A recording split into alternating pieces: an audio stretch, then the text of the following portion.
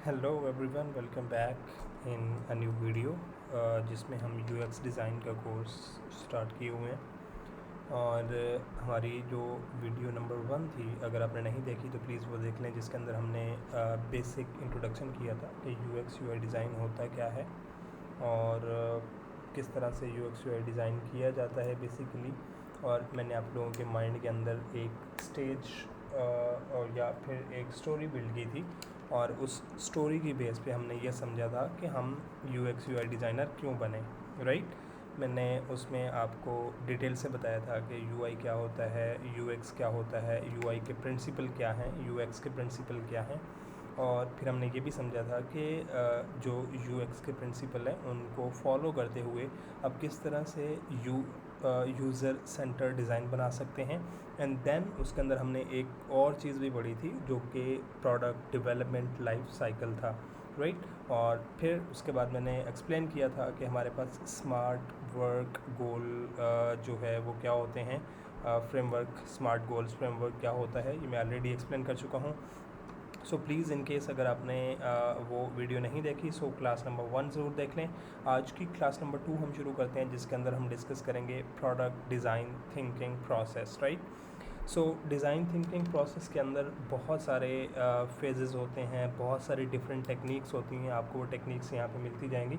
आप इन स्लाइड का स्क्रीनशॉट भी ले सकते हैं, अदरवाइज़ आपको इस स्लाइड का लिंक जो है वो इस वीडियो की डिस्क्रिप्शन में मिल जाएगा। सो आप वहाँ से भी इसको फिग्मा स्लाइड को कॉपी कर सकते हैं to read and everything, right. So इस क्लास के अंदर ये डिज़ाइन थिंकिंग के प्रोसेस जो है ये basically product development life cycle का जो पहला फेज़ था, जिसके अंदर हम डिस्कवर और डिफ़ाइन को एंड मेनली हमने डिस्कस किया था, ब्रेनस्टॉर्मिंग को डिस्कस किया था।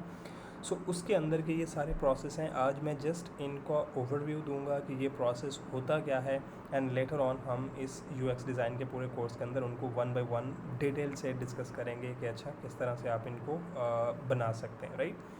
सो डिज़ाइन थिंकिंग जो है ये एक बेसिकली डिज़ाइन मेथडोलॉजी होती है, एक डिज़ाइन का मेथड होता है जो कि आपके यूज़र के जो एक्चुअल प्रॉब्लम होते हैं उनको क्रिएटिव और इफ़ेक्टिव वे के अंदर बेसिकली सॉल्व करने के लिए यूज़ किया जाता है, राइट। और यहाँ पे हम बात करेंगे क्रिएटिव और इफ़ेक्टिव वे की, बट उससे पहले मैं ये चीज़ क्लियर कर दूँ कि डिज़ाइन एक्चुअली होता क्या है।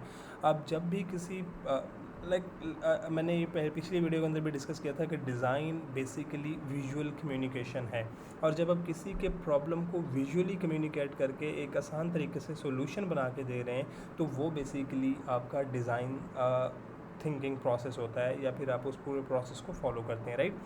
और जब भी आप ये प्रोसेस बना रहे होते हैं तो उनके अंदर आप एक चीज़ का बहुत ख्याल रखते हैं, और वो होती है एम्पैथी या एम्पैथाइजिंग, right.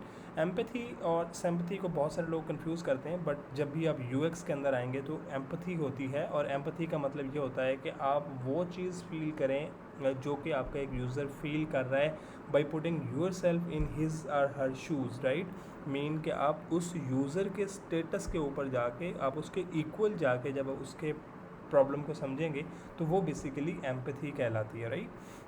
So empathy is much more important to design this creative and effective solution. और इन सोल्यूशन के लिए आपके पास बेसिकली ये कुछ स्टेप्स होते हैं जिसमें डिस्कवर आता है। इट्स अगेन सेम जो पीछे हम डिस्कस करते आ रहे हैं कि डिफाइन है, आरडीएट है, प्रोटोटाइप है एंड टेस्ट है। सो जब आप डिस्कवर में आते हैं तो डिस्कवर के अंदर हमारे पास कुछ स्पेसिफिक क्या कहते हैं स्टेप्स होते हैं जो कि हम डिस्कवर के अंदर प्लान करते हैं। जैसे कि discovering is basically about learning about your user, right. So हम इसमें यूज़र इंटरव्यूज़ करते हैं, हम स्टेक होल्डर के इंटरव्यूज़ करते हैं, हम डिफरेंट सर्वेज कंडक्ट करते हैं, we do data analysis, we do competitive analysis, हम कुछ अपने यूज़र का एक फोकस ग्रुप बनाते हैं, so we study that focus group, then हम कस्टमर जर्नी मैप बनाते हैं, राइट। फिर उसके बाद जब हम डिफ़ाइन में जाते हैं तो we do different personification, we do empathy mapping, we do user journeys, we build user stories, we basically build different problem statement, then हम उसके टास्क एनालिसिस करते हैं, फिर अगेन हम कंपेटिटर एनालिसिस करते हैं, राइट। सो ये कुछ ऐसे प्रोसेसेस होंगे जो कि आपको आगे मिलने में आगे जो जो हम जितने भी इन स्लाइड्स को कुछ स्लाइड्स को हम बात करेंगे तो वहाँ पर भी ये बार बार रिपीट होती हुई चीज़ें नज़र आएंगी, राइट। सो अब हम शुरू करते हैं प्रॉब्लम स्टेटमेंट से। यानी जब भी आप बेसिकली प्रोडक्ट डेवलपमेंट या प्रोडक्ट डिज़ाइन थिंकिंग का प्रोसेस या कोई भी प्रोडक्ट डिज़ाइन करने लगते हैं तो आपने जब अपने यूज़र को समझना है तो सबसे पहले आपने उसकी प्रॉब्लम को समझना होता है, ठीक है। और प्रॉब्लम को समझने के लिए आपके पास कोई प्रॉब्लम स्टेटमेंट होनी चाहिए, एक क्लियर प्रॉब्लम की डिस्क्रिप्शन होनी चाहिए, ठीक है। सो जब भी आप यूज़र के प्रॉब्लम को कोई भी प्रोडक्ट डिज़ाइन करने लगते हैं या कोई भी फीचर डिज़ाइन करने लगते हैं तो उस यूज़र के प्रॉब्लम को आप एक शेप देते हैं, ठीक है। वो एक कंसाइज डिस्क्रिप्शन होती है, उसका कुछ स्ट्रक्चर होता है। जैसे अगर आप यहाँ पे देखें तो user experience problem when they try to do something because reason of the problem this lead to negative impact on the user और ऑन द बिजनेस, राइट। यानी आप एक ऐसा स्ट्रक्चर बनाते हैं, जैसे आपके सामने यहाँ पे एग्जांपल आ रही है, e-commerce shopper experience difficulty finding the products they are looking for on the website search bar because the search function is not intuitive. This leads to frustration and cart abandonment resulting in the lost sales of the company, right. तो ये जब आप problem statement पढ़ते हैं तो आपको clear एक समझ आ रही है कि हमारा एक यूज़र है जो कि एक ई-कॉमर्स की वेबसाइट के ऊपर आता है और वो सर्च के अंदर आके कुछ प्रोडक्ट सर्च करता है, बट वो सर्च फंक्शनैलिटी क्योंकि ठीक तरीके से काम नहीं कर रही है तो उसकी वजह से वो हमारा यूज़र फ्रस्ट्रेट हो जाता है और फ्रस्ट्रेट होने की वजह से वो प्रोडक्ट को कार्ट के अंदर नहीं लेके जाता, हमारी चेकआउट नहीं होती। तो हमारा एक तो यूज़र जो कि कस्टमर के अंदर कन्वर्ट होना था वो भी चला गया और दूसरा हमारे बिज़नेस की जो सेल होनी थी जो कि ROI जनरेट होना था वो भी चला गया है, राइट। तो now you being a UX designer आपको एक प्रॉब्लम मिल गया है कि अच्छा सबसे बड़ा हमारा प्रॉब्लम जो है वो सर्च फंक्शनैलिटी को जो है वो बेहतर करना है, right. So you got a problem statement and you exactly got कि हमारा यूज़र जो है उसको क्या मसला आ रहा है, उसकी फ्रस्ट्रेशन क्या है, उसका पेन पॉइंट क्या है। तो इस तरह से जब भी आप प्रोडक्ट डिज़ाइन करने लगते हैं या आप किसी प्रोडक्ट के अंदर कोई फीचर डिज़ाइन करने लगते हैं तो आप उसका एक इस तरह से स्ट्रक्चर कंसाइज डिस्क्रिप्शन बनाते हैं और उसकी बेस पे आप प्रोडक्ट को जो है वो सोल्यूशन की तरफ लेके जाते हैं। अब उसके बाद एक्चुअली प्रॉब्लम सोल्यूशन स्टेटमेंट आती है, सोल्यूशन स्टेटमेंट कह देते हैं, प्रॉब्लम सोल्यूशन स्टेटमेंट कह देते हैं। आप फिर अगेन इसी तरह के स्ट्रक्चर को अगेन रीडिफाइन करते हैं अपने सॉल्यूशन की तरफ। हम जैसे ये कह देते हैं कि e-commerce shopper experience like a really great experience like better finding in the products they are looking for the website search bar because the functionality is really intuitive. This leads to like checkout points, adding the product into the cart and then resulting a great sales for the company. So this is basically a scenario, a solution statement जिसको हमें क्या कहते हैं क्या कहते हैं अपने इस प्रोडक्ट के अंदर या अपने इस फीचर के अंदर इम्प्लीमेंट करना है, राइट। अब यहाँ पे कुछ स्लाइड्स आगे पीछे आपको मिलेंगे या कुछ चीज़ें जो हैं वो आपको शायद फ्लो के अंदर ना मिलें, बट ऑब्वियसली लेटर ऑन जब हम इनको स्टडी कर रहे होंगे तो फिर मैं आपको 1 बाय 1 के अंदर एक्सप्लेन भी करूँगा कि अब ये किस तरह से फीचर करता है। बट अभी मैंने जो है इनको इस तरह से डिज़ाइन किया है कि आपकी माइंड के अंदर एक स्टोरी बिल्ड होती जाए, कुछ चीज़ें कुछ जो क्या कहते हैं मार्क्स हैं वो क्रिएट होते जाएँ, राइट। तो जब आपने ये सोल्यूशन आपने ये प्रॉब्लम स्टेटमेंट बना ली है तो अब आप क्या करेंगे, आप कंपैरेटिव एनालिसिस की तरफ जाएंगे, आप रिसर्च करने जाएंगे और देखेंगे कि और कौन सी वेबसाइट हैं जो हमारी ई-कॉमर्स की वेबसाइट है वहाँ पे सर्च फंक्शनैलिटीज़ कैसे काम कर रही हैं, वहाँ पे जब कोई भी बंदा आके प्रोडक्ट सर्च कर रहा है तो उनकी स्ट्रेंथ क्या है, वो कितने प्रोडक्ट किस तरह से दे रहे हैं, लाइक उनका एल्गोरिदम किस तरह से काम कर रहा है, उनके बेसिकली वो सर्च कर जो रिज़ल्ट्स हैं वो किस मैट्रिक्स की बेस पे आ रहे हैं, और फिर अगर उनके अंदर कोई वीकनेसेस हैं तो वो किस तरह से। So you do competitive analysis, आप जाके अपने कंपेटिटर को स्टडी करते हैं और देखते हैं कि एक्चुअली मार्केट के अंदर जो यूज़र हैं, जो मार्केट के अंदर ऑलरेडी आने वाले लोग हैं वो उसको किस तरह से यूज़ कर रहे हैं, right. So this is basically competitive analysis.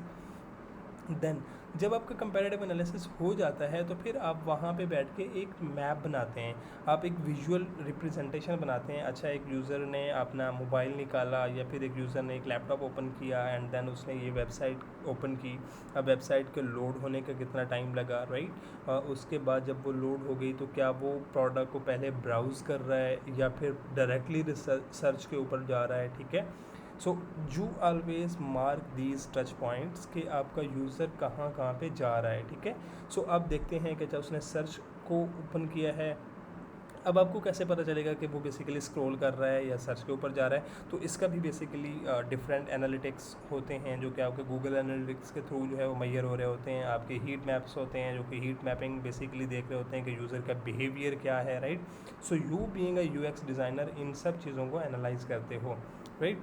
उसके बाद आप ये देखते हो कि अच्छा वो डायरेक्टली जो है वो सर्च बार के ऊपर आया, फिर उसने सर्च किया तो हमारा एल्गोरिदम क्या डायरेक्टली उसको वही प्रोडक्ट दिखा रहा है जो कि वो देखना चाह रहा था, या फिर क्या उसको डिफरेंट प्रोडक्ट्स दिखा रहा है। दैन अगर हम ये कहते हैं कि क्या उसको अगर एग्जैक्टली एक बंदे ने आके लाइक सपोज एक माउस सर्च किया है तो उसको वो माउस उसके नियर बाई स्टोर का नज़र आ रहा है या फिर दूर वाले स्टोर का नज़र आ रहा है। लाइक एक बंदा अगर सपोज लाहौर में बैठ के सर्च कर रहा है तो उसको लाहौर के ही स्टोर सबसे ऊपर प्रोडक्ट नज़र आ रही हैं, या फिर उसको कराची की प्रोडक्ट्स नज़र आ रही हैं।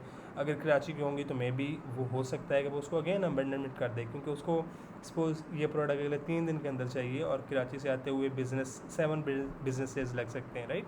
तो उसको टाइम ड्यूरेशन ज़्यादा लग रहा है तो हो सकता है अगेन वो उस प्रोडक्ट को अबेंडन कर दे, right. So you always build the story, you always build the map, और फिर आप उस मैप के अंदर ये दिखाते हो कि अच्छा अगर हम यहाँ के स्टोर दिखाएंगे तो वो कितने दिन के अंदर उसको डिलीवर कर रहा है और उसका ट्रस्ट कितना बिल्ड हो रहा है, और फिर क्या उसका ट्रस्ट बिल्ड हो रहा है तो क्या वो उससे बाय कर रहा है या नहीं कर रहा। और वो अगर आपका रिटर्निंग कस्टमर है, अगर वो बार बार आपकी वेबसाइट के ऊपर आके देखता है और सिर्फ वो एक ही लाइक स्पेसिफिक स्टोर से बाय करता है, हम रिसर्च के अंदर या सर्च के अंदर सॉरी हम उसको सिर्फ वही स्टोर दिखा देते हैं टॉप के ऊपर कि अच्छा आपने लास्ट टाइम यहाँ से ये प्रोडक्ट बाय की थी तो क्या आप अगेन वही प्रोडक्ट बाय करना चाह रहे हैं। So you always measure these matrixes in this user journey, like आप पूरी जर्नी के अंदर वो मैप करते हैं, ठीक है। जैसे आपके पास फिर आप यहाँ पे यूज़र जर्नी के अंदर देखते हैं कि अच्छा स्टेज कौन सी थी, फिर उस स्टेज के अंदर कौन सा स्टेप उसने लिया था, फिर वो यूज़र सोच क्या रहा था, वो कर क्या रहा था, उसकी फीलिंग क्या थी और उसके पेन पॉइंट्स क्या थे, और उन पेन पॉइंट्स के अंदर वो आपके पास अपॉर्चुनिटीज़ क्या हैं। जैसे मैंने अभी आपको एग्जांपल दी कि एक यूज़र का पेन पॉइंट्स ये हो सकता है कि अगर आप उसको कराची के स्टोर दिखा रहे हो और वो लाहौर में है और उसको लग रहा है कि अब ये 7 डेज़ का टाइम है तो ये ज़्यादा टाइम लगेगा। So this is again a problem, a pain point for him. So आपके लिए बीइंग अ यूएक्स डिज़ाइनर एक अपॉर्चुनिटी आ गई है। मे भी हो सकता है कि आपको वेबसाइट रीडिज़ाइन करने की ज़रूरत नहीं है, आपको कुछ भी डिज़ाइन करने की ज़रूरत नहीं है। You just sit with your developer या you sit with your stakeholder और उनको जस्ट एजुकेट करें कि अगर हम इसको लाहौर के स्टोर दिखाना शुरू कर दें तो हो सकता है कि इसकी बाइंग पावर जो है या उसका बाइंग डिसीजन जो है वो इम्प्रूव हो जाए, राइट। क्यों? क्योंकि उसके पास उसका टाइम बच रहा है, right. So this is an opportunity जहाँ पे बेसिकली आप पूरे यूज़र के जर्नी को मैप करते हो और ये देखते हो कि अच्छा उनका ये पेन पॉइंट आ सकता है तो उसको हमें जो है वो यहाँ पे कवर करना है। हम इसके ऊपर पूरी डिटेल वीडियो बनाएंगे कि ये यूज़र जर्नी किस तरह से होती है, क्या किया जाता है, but obviously later on, right. फिर उसके बाद आप अपने यूज़र का पर्सोना भी क्रिएट करते हो। आप जब आप पूरी जर्नी क्रिएट कर रहे होते हो तो उसके अंदर आप एक फिक्शनल करैक्टर क्रिएट करते हो। जैसे मैंने आपको एक बंदा का आइडिया दे दिया कि वो एक लाहौर के अंदर बैठा हुआ एक बंदा है जो कि उसका गोल क्या है कि वो माउस जो है वो लेना चाह रहा है, उसका बिहेवियर क्या है, उसके फ्रस्ट्रेशन क्या है, उसकी मोटिवेशन क्या है, right. So you always measure, you always study these things, you always build stories behind the data जो कि आप बेसिकली प्रेजेंट करने जा रहे होते हो। तो यूज़र पर्सोना जब आप बिल्ड कर रहे होंगे तो उस टाइम पे आप क्या करेंगे, जो आपने यूज़र के इंटरव्यूज़ किए होंगे, जो आपने उनसे डाटा लिया होगा, उसकी बेस से बेसिकली आप ये फिक्शनल करैक्टर एक बिल्ड करते हो। It's we always say it's a fictional character, but actually होता क्या है कि वो आपके रियल डाटा को ही आप जो है वो बिल्ड कर रहे होते हो, राइट। तो ये टेक्निक बेसिकली आपका यूज़र पर्सोना कहलाती है। यूज़र पर्सोना क्यों बनाते हैं, we will talk about this stuff. कितने यूज़र पर्सोनाज होते हैं, मार्केटिंग पर्सोना क्या होता है, कस्टमर पर्सोना क्या होता है, ये सारी चीज़ें हम फर्दर डिस्कस करेंगे। But still you just need to understand कि अच्छा ये भी एक जो है वो टेक्निक है। देन जब आपके यूज़र पर्सोनास क्रिएट हो जाते हैं तो उसके बाद एक और टेक्निक आती है जिसको हम यूज़र एम्पथी मैप कहते हैं। मैंने आप लोगों को ये क्लियर किया है कि बेसिकली जब भी आप यूएक्स डिज़ाइन के अंदर डिज़ाइन थिंकिंग का प्रोसेस कर रहे होते हैं या फिर आप यूज़र सेंटर डिज़ाइन कर रहे होते हैं तो उस टाइम पे मेनली आप एम्पथी जो है वो क्लियरली सामने रखते हैं, ठीक है। सो एम्पथी के बेस पे बेसिकली हम अपने यूज़र का एक चार्ट बनाते हैं, जिस चार्ट को हम एम्पथी मैपिंग कहते हैं। और इस एम्पथी मैपिंग के अंदर आप कुछ स्पेसिफिक क्वाड्रेंट बनाते हैं, जिनके अंदर यूज़र के थिंग्स और फील को इकट्ठा किया जाता है। फिर यूज़र सोचता क्या है, सुनता क्या है, देखता क्या है, फिर उसके पेन पॉइंट्स क्या हैं, फिर उसके ऊपर गेन क्या है उसकी, ठीक है। सो ये सारे के सारे हम मेजर करते हैं। हम अपना पूरा रिसर्च जो है इनके ऊपर, जो थॉट प्रोसेस होता है यूज़र का, उस पूरे थॉट प्रोसेस को हम चार्ट के अंदर बिल्ड करते हैं। ये chart basically user empathy map कहता है। हम प्रॉपर बिल्ड करेंगे। I will show you in the class. Real data मेरे पास है, so I will be using that one to build the empathy map. But you need to understand कि हमारे पास empathy map होता क्या है, राइट। देन जब आप एम्पथी मैप बना लेते हो तो फिर हम क्या करते हैं, यूज़र स्टोरीज़ बिल्ड करते हैं। जैसे मैंने आप लोगों के सामने एक स्टोरीज अभी एक एग्जांपल रखी है कि as a user, like as a busy professional, I want to basically buy a mouse so that I can use, like I can design like effectively or smoothly, right। तो ये basically मेरी एक story है। सो जब भी आप कोई feature बनाना चाहोगे, जब भी कोई आप प्रोडक्ट का को सोचते हो या आप देखते हो कि अच्छा हमारा यूज़र एक्चुअली आके क्या चीज़ यहाँ पे सर्च करेगा, तो उसके लिए आपके पास स्टोरी का होना ज़रूरी होता है, राइट। स्टोरी के अंदर 3-4 चीज़ें ज़रूरी होती हैं। वो आपको क्लैरिटी देती है, वो आपको एम्पथाइज़ करवा देती है, वो आपको प्रायोरिटाइजेशन भी करवा देती है, एंड देन वो आपको क्लियरली कम्युनिकेट भी करती है। जैसे हमने माउस के एग्जांपल को भी स्टेज बनाया हुआ है, तो इसका मतलब ये है कि जब भी आप सर्च फीचर को देख रहे हो और आपकी ई कॉमर्स की वेबसाइट है, तो आप हमेशा ये देखोगे, आप अपने डिज़ाइन के अंदर अपने जो आपका मॉडल है उसको इस तरह से ट्रेन कर दोगे कि हमारा जो भी यूज़र आएगा वो जो भी कीवर्ड देख रहा है वो कीवर्ड क्लियरली कम्युनिकेट करे और उस एल्गोरिदम उसको डायरेक्टली वही प्रोडक्ट दिखाए। हमारे यहाँ एक्चुअली कुछ ऐसे केसेस मैंने खुद नोट किए हैं या आप लोगों ने भी नोट किए होंगे कि आप लोग अगर कीबोर्ड जाके या माउस जाके सर्च करते हो, सपोजिंगली हम दराज के ऊपर सर्च कर रहे हैं, तो वहाँ पे डिफरेंट तरह की फ़ोन कवर भी आ रहे हैं और बैटरीज़ भी आ रही हैं, इलेक्ट्रिक कैटल्स भी आ रही हैं। So who the hell is looking for these things? We are looking for, या me as being as a user is looking for the keyboard और is looking for the mouse. So मुझे different mouse के example दिखा दें जितने आपके पास available है, ताकि मैं वहाँ से क्विकली डिसीजन लेके एक प्रोडक्ट ले सकूँ। मैं उसको स्क्रॉल कर रहा हूँ, सी मोर कर रहा हूँ, सी मोर कर रहा हूँ। So that's not actually me being user like. मेरे लिए सबसे बड़ा प्रॉब्लम है, राइट। सो जब आप स्टोरीज़ बिल्ड कर लोगे अपने यूज़र की और आप ये मेजर कर दोगे कि हमारा यूज़र को क्लैरिटी मिले, आप उसके साथ एम्पथाइज़ करें कि उसका टाइम सेव हो, आप उसकी प्रायोरिटाइज़ कर दें और फिर आप उनके साथ क्लियरली कम्युनिकेट करते हैं, तो इन सब चीज़ों के लिए आपको यूज़र स्टोरी चाहिए होती है, राइट। तो उसके बाद हमारे पास ये सारे के सारे आप डिस्कवर के अंदर देख लेते हो, आप डिफ़ाइन के अंदर देख लेते हो। देन आइडिएशन का फेज़ होता है, जिसके अंदर हम कुछ फर्दर जो है वो डिफरेंट टेक्निक इस्तेमाल करते हैं, जिसमें ब्रेनस्टॉर्मिंग सेशन होते हैं, एफिनिटी मैपिंग होती है, स्टोरी बोर्डिंग होती है, कॉर्ड सेटिंग की जाती है। ये सारे हम फर्दर आगे मैं आपको थोड़ा बहुत एक्सप्लेन करता हूँ। But then we have like stimulating experience, जिसमें हम डिज़ाइन के ऊपर जाते हैं, स्केचिंग करने के ऊपर जाते हैं, फिर प्रोटोटाइप के ऊपर जाते हैं, एंड देन हम अपने यूज़र के साथ कुछ वैलिडेटिंग करते हैं, जिनके अंदर ये डिफरेंट तरह की टेस्टिंग जो है वो की जाती है। Obviously we will discuss them later on, but you can read the name कि अच्छा ये प्रोसेस होता है जो कि डिज़ाइन थिंकिंग के अंदर आते हैं, राइट। सो अब हम बात करते हैं अफिनिटी मैपिंग की। सो अफिनिटी मैपिंग एक्चुअली क्या होता है? अफिनिटी का मतलब होता है सिमिलर थिंग्स, ठीक है। सो आपने जितने पर्सोना बना लिए, आपने जितने एम्पथी मैप बना लिए, ठीक है, आपने रिजल्ट के ऊपर अपने डिफरेंट यूज़र स्टोरीज बना ली। अब इतने ज़्यादा अब सपोज़ अब मैं ये कहता हूँ कि आपने लाइक 10,000 यूज़र स्टोरीज़ बना ली हैं। सो अब अगर 10,000 यूज़र स्टोरीज़ के बेस पर डिज़ाइन करने बैठोगे तो आप एक डिज़ाइन डिसीजन पे नहीं आ सकोगे, ठीक है। तो फिर यू बीइंग अ डिज़ाइनर आप किस तरह से काम करते हो कि आप उन यूज़र स्टोरीज़ के अंदर पैटर्न्स या रिलेशनशिप देखना शुरू कर देते हो कि अच्छा कौन सी यूज़र स्टोरी का पैटर्न जो है वो इसके साथ मिल रहा है। जैसे मैं सपोज़ एक बंदा जो है वो माउस लेने आ रहा था, एक बंदा जो है वो लाइक लैपटॉप चार्जर लेने आ रहा था, एक बंदा लैपटॉप का क्या कहते हैं कीबोर्ड लेने आ रहा था, फिर एक बंदा जो है वो मोबाइल का चार्जर लेने आ रहा था। तो दीज आर इलेक्ट्रॉनिक डिवाइसेस जिनके अंदर पैटर्न्स या रिलेशनशिप मिल रहे हैं, ठीक है।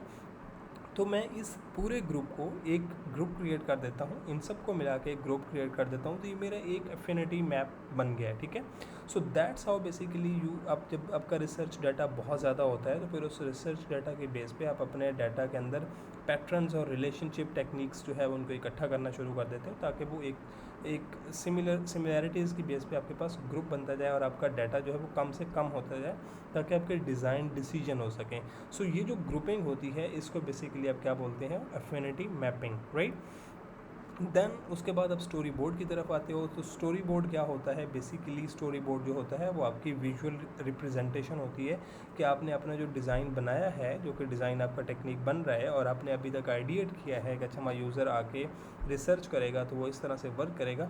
सो उसको जब आप विजुअली रिप्रेजेंट करते हो और आपका यूज़र किस तरह से आके वर्क करेगा उसके साथ और वो फंक्शनैलिटी किस तरह से करेगा, वो बेसिकली आपका स्टोरी बोर्डिंग कहलाती है, ठीक है। सो अगेन जो आपने यूज़र स्टोरी क्रिएट की, स्टोरी आपने जो क्रिएट की है वो जस्ट आपने वर्डिंग की फॉर्म में की है। सो उस वर्डिंग को जब आप आइडिएट करके आप कुछ स्केचेस बना लोगे या कुछ डिज़ाइन उसके क्रिएट कर लोगे तो वो आपका स्टोरी बोर्ड कहलाता है, ठीक है।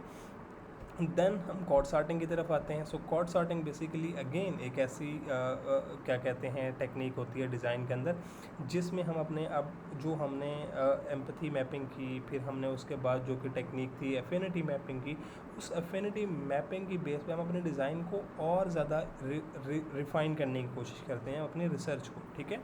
सो उसके अंदर हम डिफरेंट तरह के कैटेगरीज बना लेते हैं और फिर उन कैटेगरीज़ की बेस पे हम अपने डिज़ाइन को जो है वो फर्दर सॉर्ट करना शुरू कर देते हैं। अब इसमें दो तरह की टेक्निक होती है, ओपन कॉर्ड सॉर्टिंग होती है, क्लोज कॉर्ड सॉर्टिंग टेक्निक होती हैं।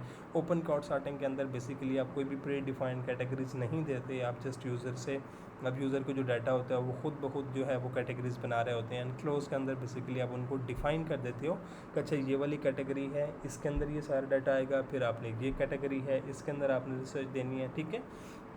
सो ये बेसिकली कार्ड सॉर्टिंग कहलाती है। So again this is the process, हम इसको कंसिडर करेंगे, फर्दर रिफाइन भी करेंगे, but you just need to keep in mind कि अच्छा ये भी एक टेक्निक है, राइट। देन आप पूरा एक आर्किटेक्चर बनाते हो। आर्किटेक्चर का मतलब ये होता है कि जो आपने बेसिकली कॉर्ड सॉर्टिंग की है, उस कॉर्ड सॉर्टिंग की बेस पे आपके पास जितनी भी डिटेल आ गई हैं उन डिटेल को आपने एक स्ट्रक्चर बनाना। जैसे भी आपको ये एक वेबसाइट का स्ट्रक्चर नज़र आ रहा है कि अच्छा उसका होम पेज है, होम पेज के ऊपर ये 4 ऑप्शन है जिसमें प्रोडक्ट है, सॉल्यूशन है, रिसर्च है और कुछ अदर पेजेस हैं। सो रिसर्च के अंदर हमारे पास ये वाले ऑप्शन आएंगे। सॉल्यूशन के अंदर हमारे पास 2 तरह के सॉल्यूशन होते हैं, बाय टीम और बाय यूज़ केस। उसके अंदर ये वाले प्रोसेस आएंगे, उसके अंदर ये पेजेस आएंगे। अब प्रोडक्ट के अंदर हमारे पास ये पेजेस आएंगे। सो ये एक पूरा स्ट्रक्चर बनता जा रहा है, जिसके बाद आप इसके ऊपर डिज़ाइन बनाओगे तो ये बेसिकली क्या कहलाता है, इंफॉर्मेशन आर्किटेक्चर। देन क्रेजिएट की तरफ आते हैं। सो क्रेजिएट अगेन एक आइडिएशन की टेक्निक होती है, जिसमें आप एक पेपर लेते हो और उस पेपर के ऊपर आप एक ही स्क्रीन के 8 डिफरेंट आइडियाज़ बना लेते हो, ठीक है। और फिर उनमें से आप एक निगलेक्ट करना शुरू कर देते हो कि अच्छा ये चीज़ ठीक नहीं है, ये वाला पेज ठीक नहीं है, ये ठीक नहीं है। एंड एट द एंड आपके पास एक स्क्रीन बचती है जो कि इतने सारे आइडियाज़ के बाद आपके पास एक रिफाइंड फॉर्म आती है। तो ये चीज़ क्रेजिएट कहलाती है, राइट। जब आपके क्रेजिएट हो जाते हैं तो फिर उसके बाद आप यूज़र फ्लोज बनाते हो कि अच्छा हमारा यूज़र किस तरह से आएगा। जैसे वो साइन अप करेगा, फिर साइन अप के बाद अच्छा वो सोशल साइन अप करेगा, वो ईमेल के साथ साइन अप करेगा, वो नंबर के साथ साइन अप करेगा, साइन अप के बाद उसके बाद OTP आएगी, ठीक है। सो पूरा एक आप अपना फ़्लो बना लेते हो कि अच्छा हमारा यूज़र किस तरह से हमारी प्रोडक्ट के साथ इंटरेक्ट करेगा, जिसको यूज़र फ्लोज बोला जाता है, ठीक है। सो हम बनाएंगे ओबियसली इसको भी। एंड देन उसके बाद आपके पास कुछ प्रोटोटाइप के होते हैं जिनके अंदर आप डिज़ाइन करते हो, मॉकअप्स क्रिएट करते हो, फिर डिज़ाइन डॉक्यूमेंटेशन होती है, right. And then later on you always validate कि अच्छा आपका डिज़ाइन क्या यूज़र के साथ काम कर रहा है या नहीं कर रहा। इसके अंदर भी कुछ टेक्निक्स होती हैं जिनमें यूज़ेबिलिटी टेस्टिंग है, AB टेस्टिंग है, ह्यूरिस्टिक इवैल्यूएशंस होते हैं, जो कि 8 टेक्निक्स होती हैं। इनको हम लेटर ऑन ऑब्वियसली एक्सप्लेन करेंगे, but still you need to keep in mind कि अच्छा हमारे पास ह्यूरिस्टिक इवैल्यूएशन जो कि टेस्टिंग की टेक्निक है। एंड देन फिर आप आई ट्रैकिंग भी देख रहे होते हो, आप ऑब्जर्वेशन भी देख रहे होते हो। सो दीज आर अगेन आपके इटरेशन के प्रोसेस कि आप जब टेस्ट करवा लेते हो यूज़र से, ये सारी चीज़ें आप देखते हो कि अच्छा आपका यूज़र किस तरह से इनके साथ बिहेव कर रहा है। एंड देन फिर आप उसकी बेस पे जो है वो इटरेशन करते हो। अगेन आपका प्रोडक्ट का डेवलपमेंट साइकिल जो है वो अगेन चलता है और आप अपने प्रोडक्ट के अंदर इम्प्रूव करते जाते हो, राइट। ये कुछ हमारे पास ऑलरेडी स्लाइड्स थी जो कि मैंने कहीं पे यूज़ की थी किसी इवेंट सेशन के लिए। So I wanted to explain these things कि आपके माइंड के अंदर एक पूरा प्रोसेस बन जाए और अब उस प्रोसेस की बेस पे हम यूएक्स डिज़ाइन को फर्दर लेके चलेंगे कि अच्छा यूएक्स डिज़ाइन एक्चुअली किस तरह से काम करेगा। So if it makes sense, आपके माइंड में थोड़ा बहुत आइडिया हो गया है कि अच्छा हम आगे यूएक्स के कोर्स के अंदर क्या क्या डिस्कस करने वाले हैं, तो हिट दिस वीडियो लाइक और चैनल को सब्सक्राइब कर लें। सो मिलते हैं हम आगे यूएक्स डिज़ाइन के प्रॉपर कोर्स में, जिसमें हम हर प्रोसेस को, हर चीज़ को वन बाय वन एक्सप्लेन करने की कोशिश करेंगे with proper example, right. So till then just take care और सब्सक्राइब द वीडियो, और आप किसी भी के साथ चैनल ये शेयर कर सकते हो कि आपको यहाँ पे यूएक्स का कोर्स मिलने वाला है, राइट। सो साइनिंग आउट, अल्लाह हाफिज़।